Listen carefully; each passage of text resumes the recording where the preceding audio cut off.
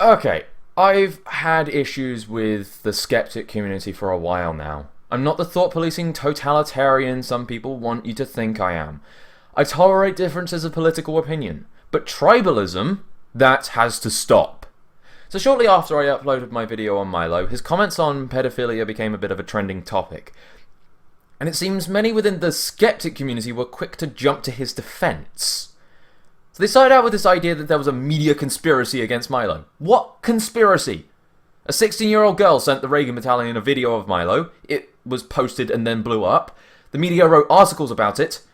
Okay, yeah, it was a political attack on Milo, but a political agenda is irrelevant to the truth.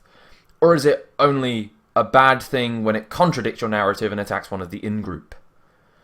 But what about this post on an anonymous image board? This proves that there's a conspiracy somehow. People were also sharing around Milo's Facebook rebuttal to these accusations. What does this Facebook post actually prove? Milo says he's totally against pedophilia, and he exposed pedos, so that invalidates everything he said that is questionable in any way, somehow. The interesting thing about the Facebook post and Milo in general was the fact that he hasn't actually addressed the Joe Rogan clips. Maybe I just don't understand politics, and I'll get it when I'm older. But I'm going to be candid with you guys.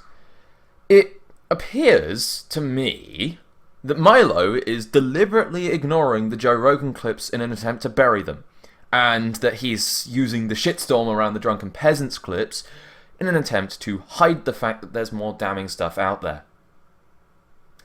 That's just my opinion, though. And then there was the victim narrative.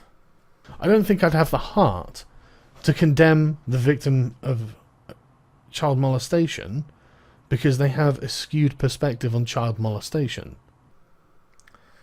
Yes, his victimhood explains his statements and behaviour, but it doesn't excuse them. We don't just not lock up terrorists and domestic abusers if they themselves were abused. I mean, let's contextualise it a bit better. If a feminist activist had a skewed view on rape and domestic violence and voices this, it doesn't excuse her from criticism just because she herself was a victim to it. And I'm sure you would agree, wouldn't you? Listen, this information is not new. Milo went on the Joe Rogan podcast like 6 months ago, however long ago, and said basically the same thing. It's not a secret. He's never kept it a secret, as far as I'm aware. And yet, you choose today, when the media narrative is being driven against Milo, to go on your little autistic crusades. The timing invalidates your criticism. I had been making that video for 3 days. I'd been planning it for a week, and I had been waiting for an opportunity to do a video like that for about a month. Until the Berkeley riots, I hadn't actually heard much about Milo. I thought he was kind of irrelevant at this point, or at least becoming so. But what happened? There was a massive riot outside of one of his appearances, where he got shut down and was invited to speak on Real Time with Bill Maher. He was relevant again. So yeah, there was actual cause to start talking about him now. Not because I had some kind of gypsy premonition that he would have his career destroyed the same day I uploaded my video.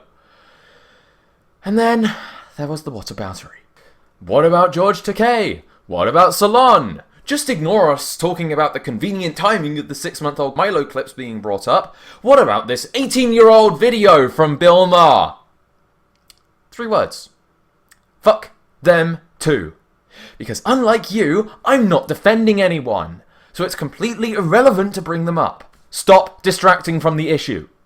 I'm not pointing this out because I'm virtue signaling for SJWs, no matter what you think, Carl.